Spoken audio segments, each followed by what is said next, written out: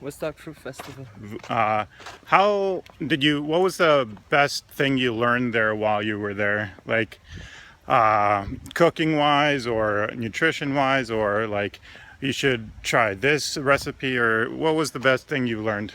I think the best thing I learned slash realized was the importance of simplicity. That my body loves simplicity, because a lot of people on this diet promote simplicity, eating just like one fruit at a time, so it's easiest on digestion, for example. Right. But at the festival, because it was a big event and they wanted everyone to be happy, and some people are transitioning into it and not everyone's on the same level, so every night they had really like cool meals, really fancy combinations though, not too simple at all. It was like lots of ingredients, Right. lots of mixed things with greens and mushrooms and tomatoes and herbs and a bunch of stuff, as opposed to like when you eat just fruit, that's very simple. And I was eating those every day, enjoying them, and I realized one day I was just like, I feel tired of like always putting all this stuff in my body. I just want to keep it simple. And one day I just ate fruit. I just ate papayas and a bunch of ripe figs, and I didn't eat the dinner. And the next, like, I went to sleep late. Next day I woke up early and I had much more energy, and I felt like my body just needs simplicity. Not saying I don't want to eat greens and stuff, but I just feel like keeping it simple, not mixing too many things. That's what I feel. I think that's what I learned the most. Like, I understand that completely, simplicity, just because like I've been to so many restaurants where I ask for a rack of ribs, and there's just so many different flavors and sauces on it that it completely ruins it. So I'm like, I just want like barbecue sauce and like nothing else, to make it as simple as possible. Yeah. But not even that, like there's just so many foods, it's like I just rather have it like simple, plain, than have like a million flavors on it where you can't even taste the actual like meat or whatever you actually cooked. So I understand And that sometimes simplicity. you also don't know what's in it. When there's so Exactly. much things, you're like, what am I actually eating? What am I Yeah, actually putting in my body? it's just a big thing, and I'm glad you brought that up, because I agree with that. It's like make it simple, make it easy, and it's probably the best for you.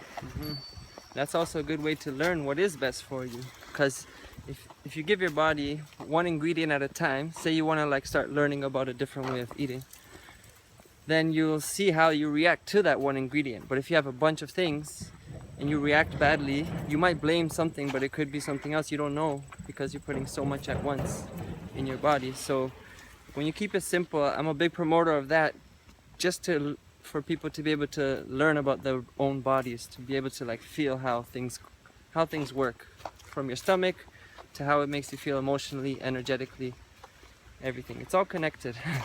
Yeah. So, and what would you recommend for someone like me who's still a meat eater and probably will be for life? What would you recommend me start eating more of, or trying to try out new recipes? What would you recommend I try? I would recommend eating more fruit, for sure. Pick your favorite fruit, Right. whatever your favorite fruit is. That way you'll easily eat it. You're not like, oh, I gotta eat this banana again. But if you're like, oh, I love watermelon, it'll be easier to eat it. You pick your favorite fruit and just eat more of it, especially at the beginning of the day, because then it's not mixing with other foods, depending on what you ate at night and how late and everything. But Right. if you eat watermelon after dinner, you're definitely gonna feel some issues in your stomach, because it's a Right. high water content. It's gonna mix badly. But if you just eat more fruit, and I feel if you put more emphasis on eating more fruit and vegetables, I don't think about, I can't eat meat, I can't eat this, I can't eat that. Everyone asks me, can I eat this? I'm like, I don't really think about it, because I'm just focusing on eating lots of fruits and vegetables, so I don't think of other things. Yeah. So if you eat more of it, it might replace other calories from other sources, just because you already have enough calories. You're like, oh, Right. I'm already full. I had a bunch of papayas with my whatever else you eat at lunch with your chicken. Yeah. And just like, even if you're eating your chicken, just eat more vegetables or fruit with it, like what you feel. Although mixing fruit and chicken might Probably not not be the the best, best idea. But like veggies, if you're eating meat, it's always good to mix veggies with it, you know? Right, yeah. Just add more on your plate. And I just go for whatever's your favorite. Yeah, for instance, my favorite fruit would be watermelon and bananas. So I hear that watermelon doesn't have that much nutrients. Is that true? Or like what kind of nutrients would you get out of a watermelon? I don't know. I heard that it has a lot of iron, but I'm not really sure exactly which nutrients. Right. I can tell you, but I feel when I eat watermelon, I feel so good, and I call it my medicine because it gives me energy, makes me feel even instantly. I feel happy after eating watermelon. It's so sweet. When something's so sweet, especially the sweeter you get it, the riper it is, the more nutrient dense it is. And when something's really sweet, you know it's full of nutrients. So they say that it doesn't have nutrients because it's so water rich and it just goes through you. Yeah. But it does have nutrients and vitamins. And we should definitely research it if you want to give the details. But I know when something is sweet and it tastes good, it's good for your body because it has nutrients and vitamins that your body likes.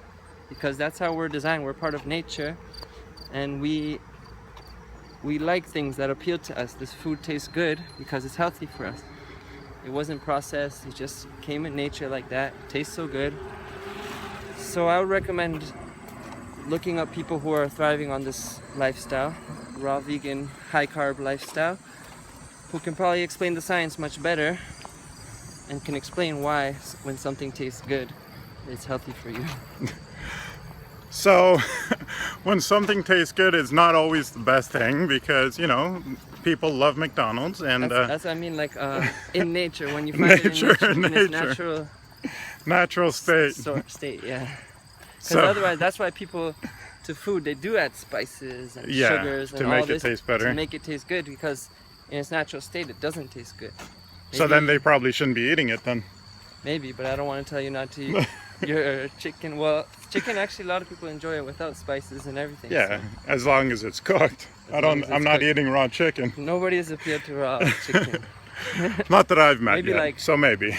Maybe cats love raw chicken.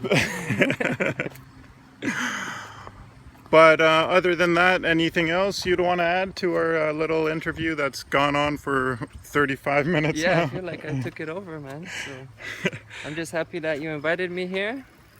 Nice to meet you guys. Well, thank you for coming, for sure. What's your YouTube and what's your Snapchat and all that? Okay, my YouTube is my name, jakubmisiek. So JAKUBMISIEK. Snapchat, raskubs, RASKUBS. And Instagram is my name again, jakubmisiek, with no spaces. So yeah, I'll definitely post that all on the below. And yeah, we'll see where this goes. I'm definitely going to go home, try out some more of these diet plans, and we'll see where it goes. Maybe I'll turn into something. Don't have to force yourself, you know, just listen to your body. That's my last words. Yeah. Thanks all. Have a good night.